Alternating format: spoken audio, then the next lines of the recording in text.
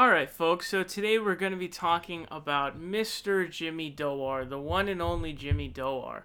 Now, as you guys know, he was a really big Bernie Sanders supporter back in 2016, but this time around in 2020, it doesn't look like Jimmy Dore is really very enthusiastic about Bernie Sanders. Now, I actually did a video quite a long time ago. I want to say something around 6 months ago, somewhere in that ballpark, in which I spoke about how Jimmy Dore was sort of weirdly not talking much about Bernie Sanders, was not very hype.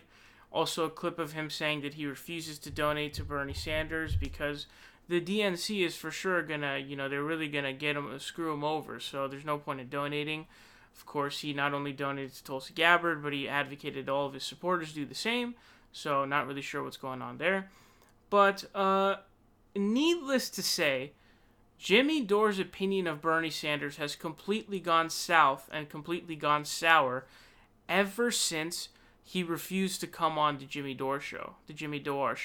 So as you guys know, Bernie Sanders just recently appeared on Secular Talk just a couple days ago.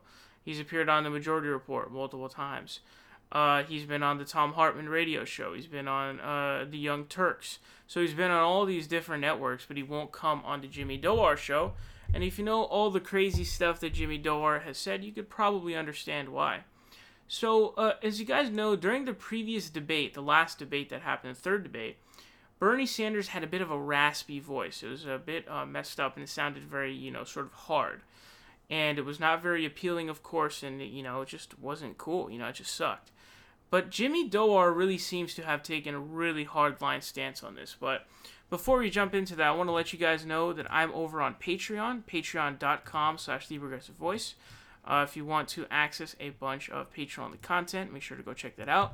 Just posted a Shapiro Rubin video over there, some Nico House videos, Sam Harris, David Pakman, Destiny, a bunch of good content over there. So make sure to go check that out.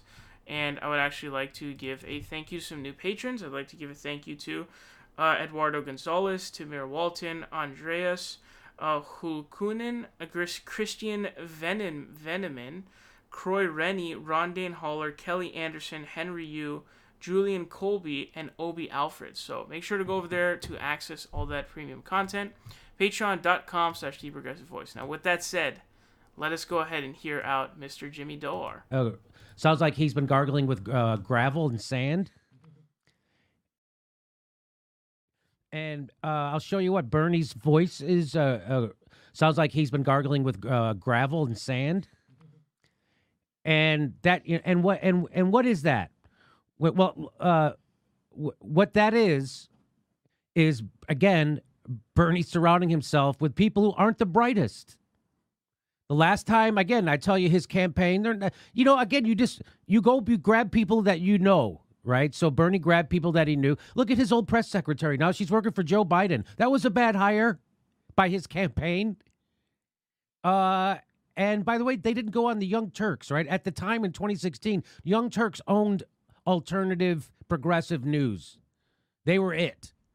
They didn't go on Cenk's show until March of 2016. That's how, as they were being shut out of all the mainstream media, they didn't go on Cenk's TYT until March of 2016. That's how smart his campaign was last time. What you're supposed to do, dummies, Bernie Sanders campaign, is you're supposed to have him pull back. He's 70-something years old. You have him pull back the day or two before the debate so he doesn't blow out his voice, which is what you didn't do, and he blew out his voice. The worst performance he had so far because of it. He already has a horrible speaking voice. Let's make it even worse.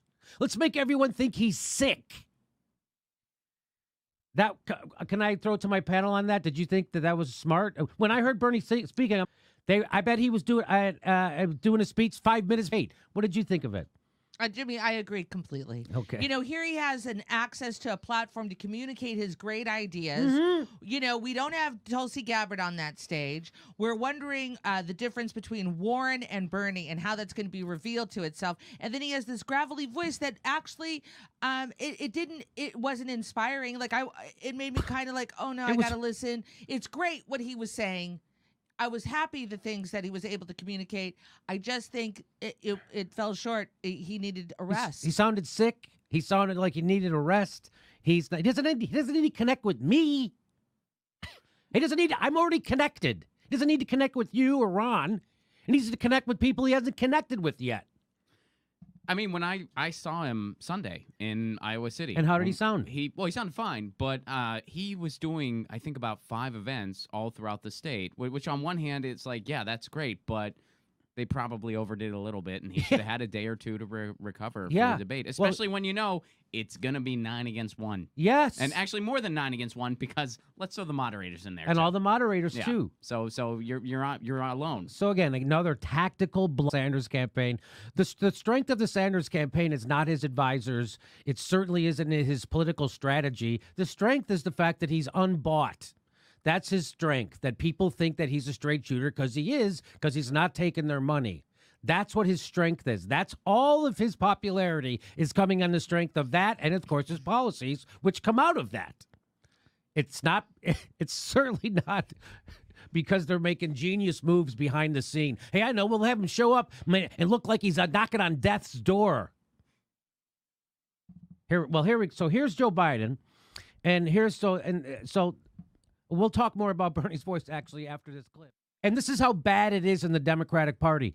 Bernie Sanders has already pledged his vote to the guy if he wins. That's not a revolution.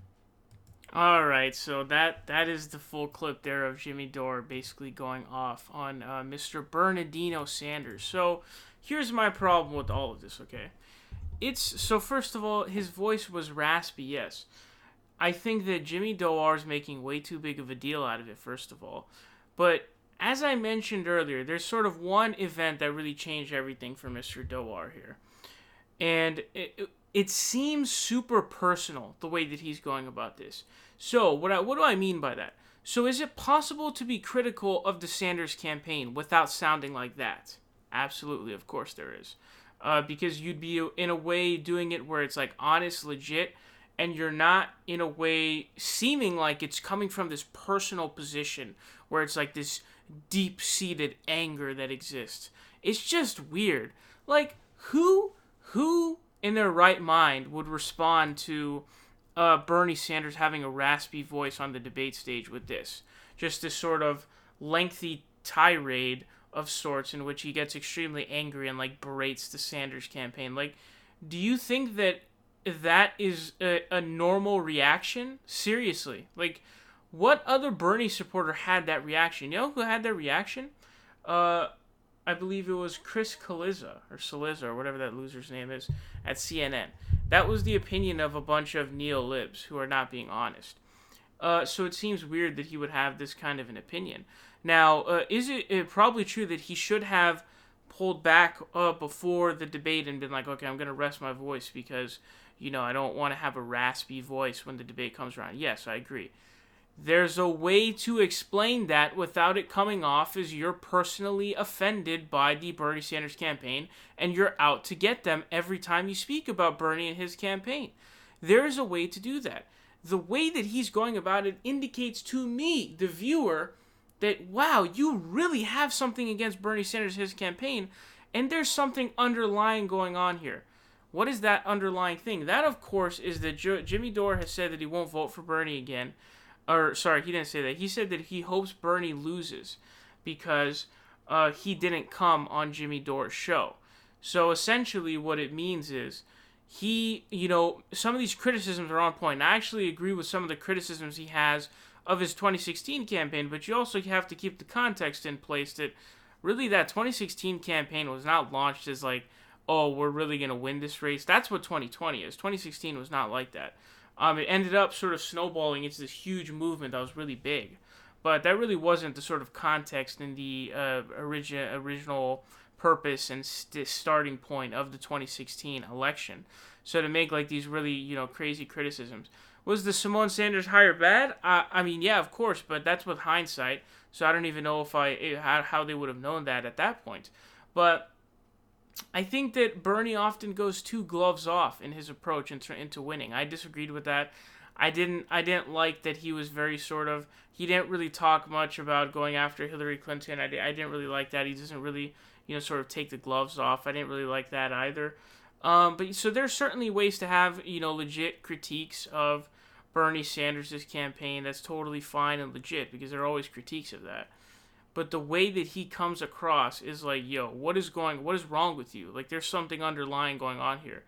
No other sort of progressive host that I've seen, at least, whether it be Kyle Kalinske or David Pakman or whoever, Sam Seed or whoever, I haven't seen anybody have this reaction yet. I mean, I just simply haven't, because it's not a rational reaction to have. It's super weird, dude. It's incredibly weird. And here's my question too: like, what is the productiveness of this? If you wanted to be productive, you come on and give a sort of a constructive critique that is honest and legit, not sort of ideologically motivated, if you will, which is that, oh, I don't like Bernie because he didn't come on my show. And by the way, he's most likely pretty jealous or pissed at Kyle Kalinske of Secular Talk, because he just had Bernie on a couple of days ago. So he's probably not very happy about that, although Jimmy Dore does have a sort of deep-seated love for Kyle Kalinske, so I don't know if he's really mad at him or not. But listen, man, this is simply not a rational reaction. When he says at the end here that, oh, he's already pledged his vote to Joe Biden, that's not a revolution. Like, bruh, what do you expect him to do, dude? I don't understand what you mean. Like, what do you expect him to do? These sort of standards that Jimmy Dore sets are really stupid standards. And it's like, if you don't meet this stringent insanity that you have to abide by, the Jimmy Dore rules or whatever, I'm not going to support you and I don't like you. Like, what is that kind of stuff, bro? Like, as a politician, you have to do certain things. That's one of those things. And I have to tell you, it's not a big deal. It is not a big deal, because the main thing that is important as of right now is to get Bernie Sanders to win the primary election, okay? That's what we should be focused on. And it's really entirely sort of irrelevant to me who he's going to vote for once the primary election is over, because any sort of a third-party route is going to fail massively and just give Trump another win.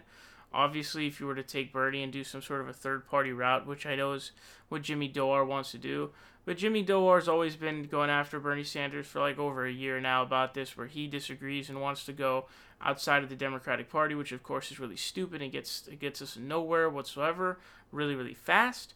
But, I think it's just stupid, is what I think. I mean, there's no way to meet the stringent standards of the loony left. It's just impossible.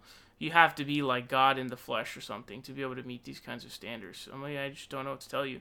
Like, as someone who's running for president, that's something you just got to do. I mean, it's just what you got to do. And so that's what he's going to do. Like, who cares? What does it matter, dude? Why are you more obsessed with that than, like, championing Bernie Sanders and talking about how amazing of a candidate he is, which he is, which is what he did back in 2016. But after he refused to come on his show, everything seemed to change. Tulsi Gabbard, by the way, also voted for Hillary Clinton in 2016. She announced that. So, again, to repeat once more, that's just what you got to do in that situation. And, was it his worst debate performance yet? I don't know about that. I don't particularly find any of his debate performances to have been, quote, bad. I thought he did a fine job.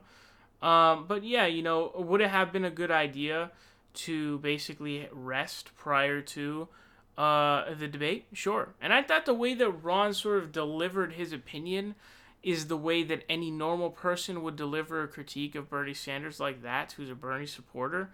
Just in a sort of like collected, calm, and rational way.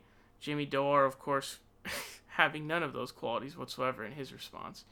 But listen, man, he's just butthurt. All right, is the thing. You can't take this guy seriously because he's just mad that Bernie Sanders refuses to come on his show. That's the underlying thing. And so when you see this kind of garbage, it's like, bruh, you're just terrible. You're just terrible at what you do. You're just bad.